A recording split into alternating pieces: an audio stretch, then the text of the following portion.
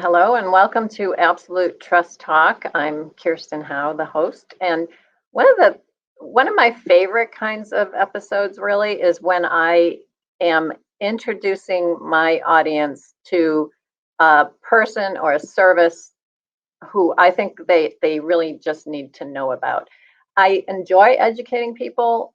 You wind me up and I'll talk about aspects of the law all day. I do enjoy that, and I do enjoy educating people about things that other people do.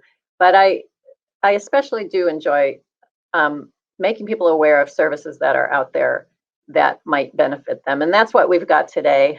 So I'm really looking forward to that. We are going to be talking to Margaret Stouffer, who is involved with the cancer support community here in Walnut Creek. And I just really want my audience to learn about that organization and what they do. So I'm really looking forward to this episode for that reason. It's such an important area that people need to know about. All right, so as I said, my guest is Margaret Stouffer. Margaret is the Chief Mission Officer for Cancer Support Community, San Francisco Bay Area. And she's responsible for managing their delivery and the maintenance of high quality of their whole program, everything that they provide, that lots of services. That's what you're going to hear about today. She develops new programs for them. She supervises their clinical team, and just her area is to make sure everything is as great and as beneficial to their members of the community as possible. She's been there with the cancer support community for a number of years, and in that time, their membership has grown substantially, and it has enabled them to serve more and more people under her guidance. Margaret is a master trainer for their Open to Options Decision Support Service, and that's she'll talk to us a little bit about what that means. And she's also a licensed marriage and family therapist. So Margaret, thank you so much for being here. Welcome. Thank you, Kirsten. It's a pleasure to be with you today and to be able to talk about cancer support community. Yeah, I am really looking forward to this. I'm sure that there are a whole lot of people in my audience who will really be glad to know about this if they don't already. And I've known about cancer support community for a number of years. I've done a few presentations over the years for them to help further their mission. That's just a teeny tiny little thing that I've done relative to all the things that your organization does. But Cancer Support Community is a national organization, and you are affiliated with our Bay Area chapter or affiliate, which we are so fortunate to have located right in Walnut Creek. Tell us kind of generally about Cancer Support Community. What is the idea there? Sure. So we know that people affected by cancer often feel isolated or alone. They oftentimes feel as though their lives are suddenly taking a turn that's out of control and feel kind of hopeless about everything. And the services we provide help people address those issues and become part of a community of people who understand what it's like to be going through something like this. Okay. And as I said, you are associated with the Bay Area affiliate, which, thanks to COVID, I think you told me in a prior conversation, has kind of expanded to all of Northern California, because so much of what you're doing, maybe all of what you're doing right now, is basically online. Everything right now is online. And, in some ways, it's very frustrating. In others, it enables people who are a distance from us to be able to participate in the programs without having to come to our center. So we know that if and when things change, we will continue to offer virtual programs in addition to in-person programs.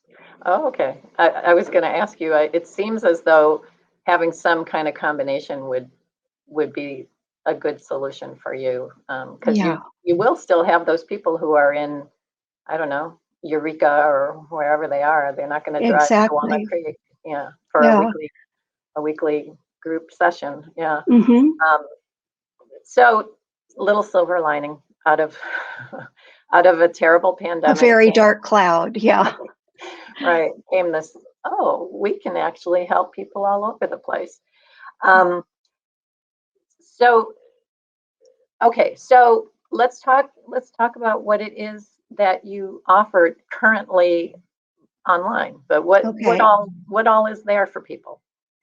Well, we really have 5 or 6 different program components.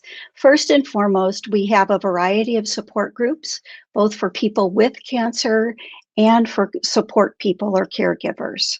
So that's sort of the heart and soul of our program. But we also have a number of healthy lifestyle classes, things like yoga, qigong, tai chi, meditation, and we have a lot of educational programs on topics that are relevant to people diagnosed with cancer.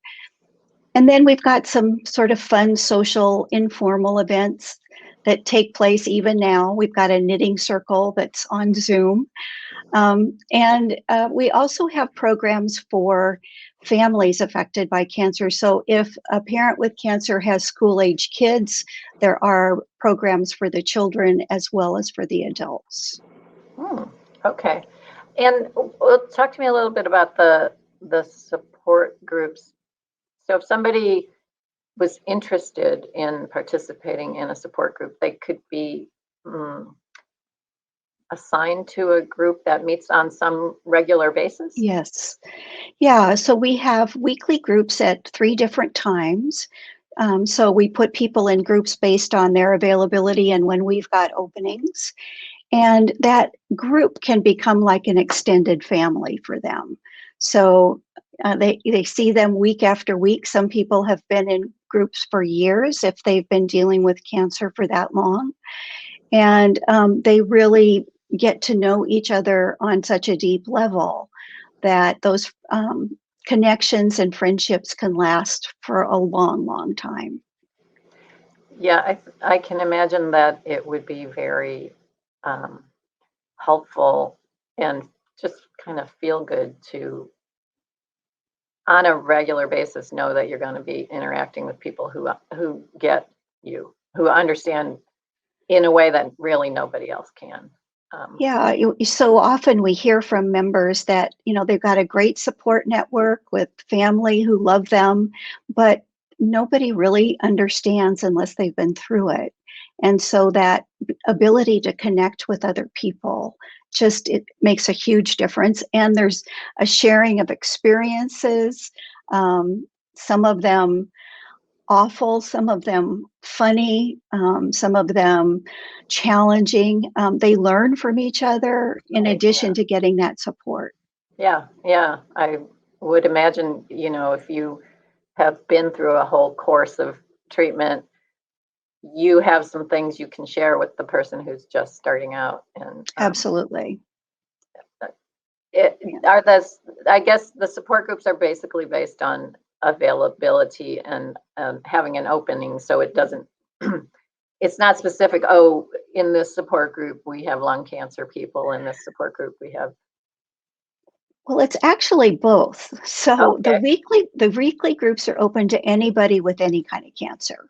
Hmm. Then we do have some groups that meet less frequently that are specific to certain cancers. So Okay. we've got brain tumor group, a breast cancer group, a um, gynecologic ovarian, a prostate cancer group. So those groups tend to be a little bit more informational and focused on treatment issues, but they can still get that support and that connection with other people. Sure. Okay.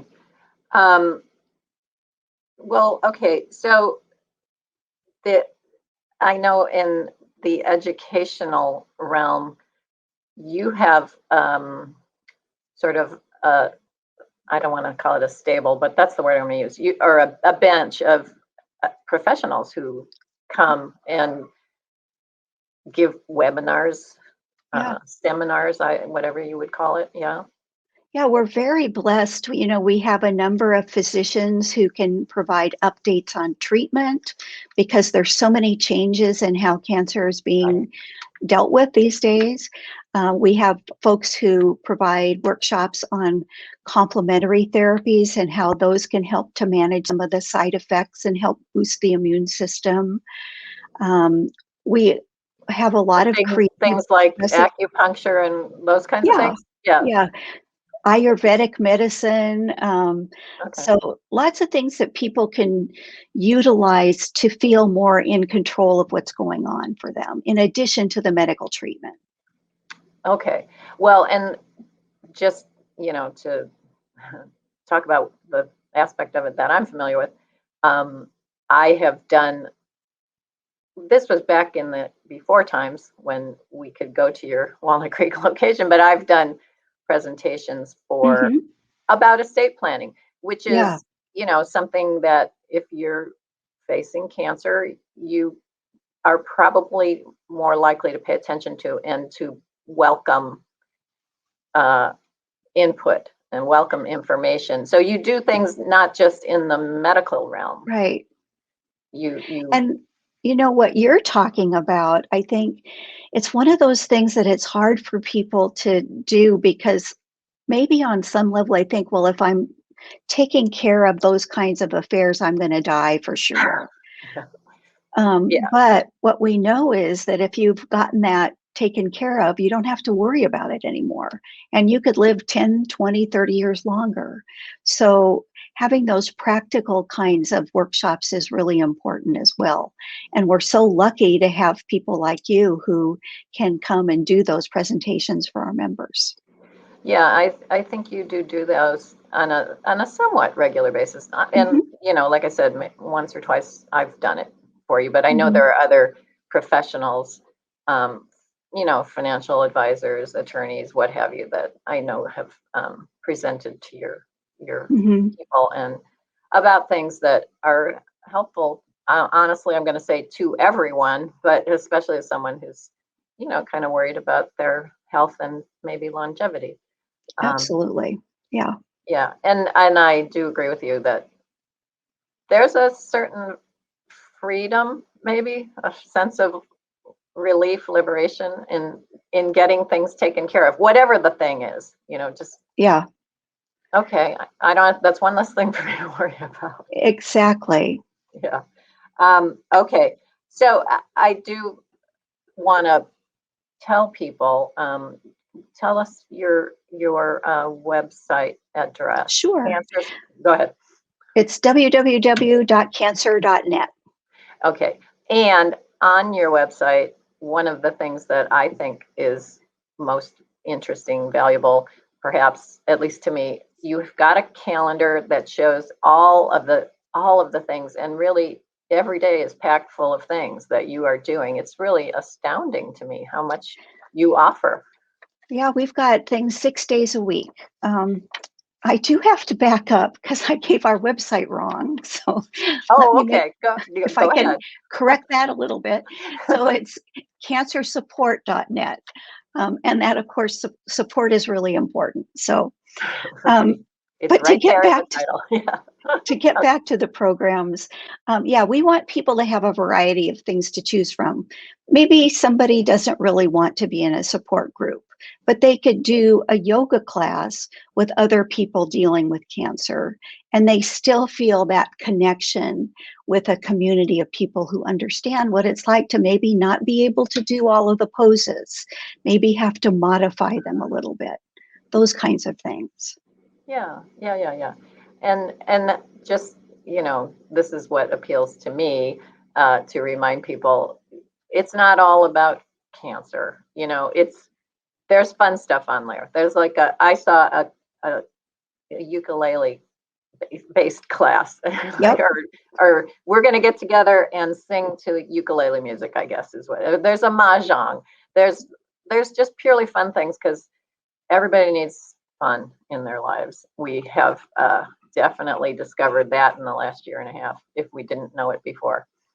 We certainly have, yeah. And, in better times too, we have a comedy night that we do. We have Oh, comedians who come in and donate their time to do a little live show. So that's really fun when we're able to do that. We know that laughter can be healing for people, and it even can sometimes help alleviate the perception of pain. So, I think sometimes people expect this to be a very somber place. And certainly we talk about very difficult things sometimes, but there's also a lot of laughter and a lot of just informal connecting and enjoying being with each other. yeah. Oh, well, I got to keep track of your calendar because if I ever see that comedy night coming, I will sign up for For that. sure. Yeah. Okay. And one thing that's very, very important that I need to mention, and I have neglected to do so up until this moment, is that all of this is free. Yeah, You don't have to pay a dime to access all of this, which is that's right. just amazing. We know that people dealing with a cancer diagnosis have additional financial challenges, even if they've got great insurance. They're all the things that can add up. And then for people who maybe have insurance that doesn't cover a lot, there's so much financial toxicity that can happen for people with cancer. So we don't want anything to stand in the way of people being able to access our services. Yeah, that's fantastic. And so, um, what?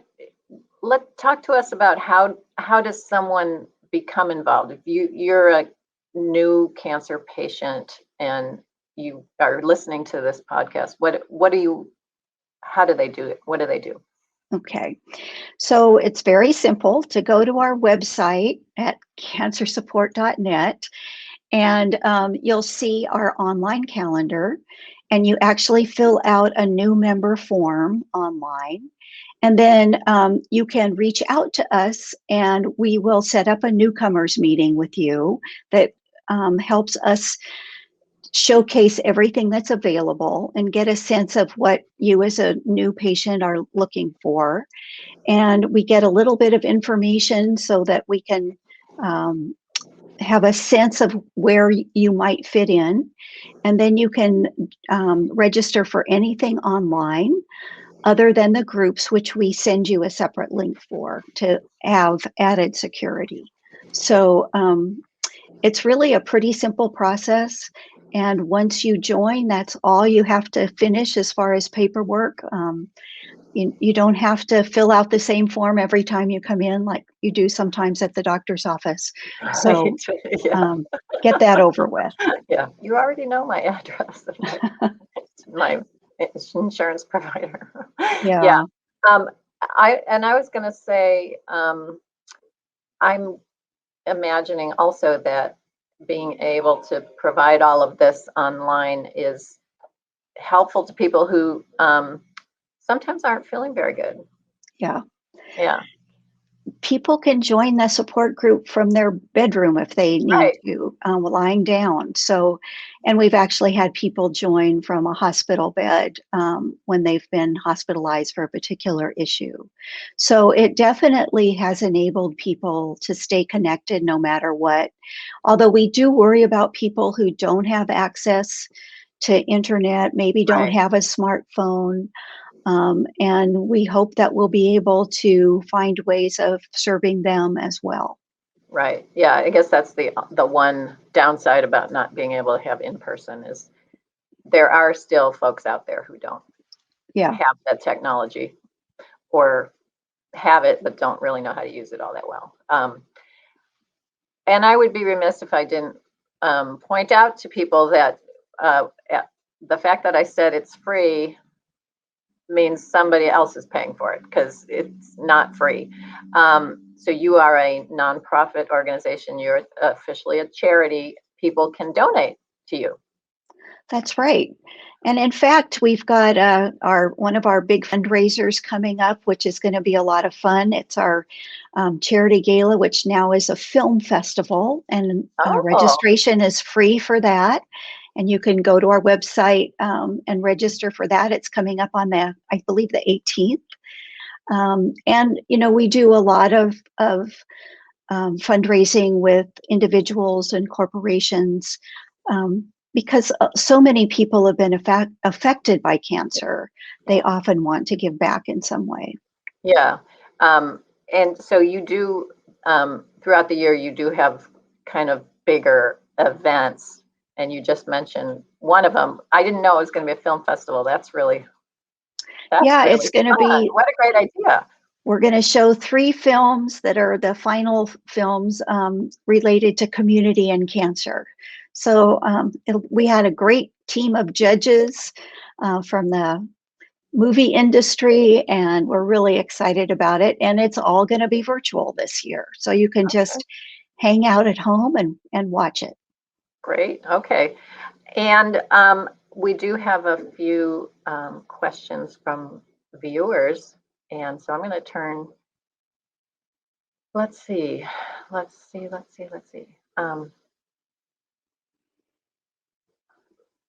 I have to scroll up to the top to make sure I don't miss any. Okay.